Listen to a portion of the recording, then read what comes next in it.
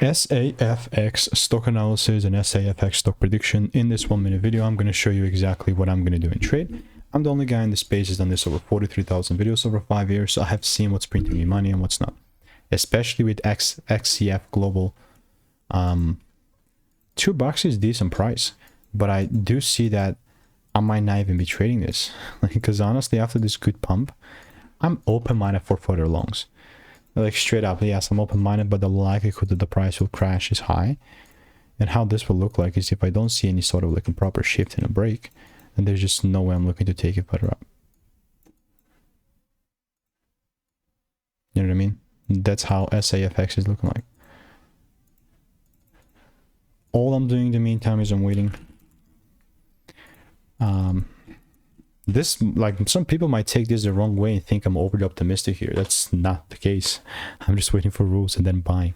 If you want my exact play, Discord and picks, absolutely risk-free, just click the first link in the description. 1,200 people have already gotten enrolled.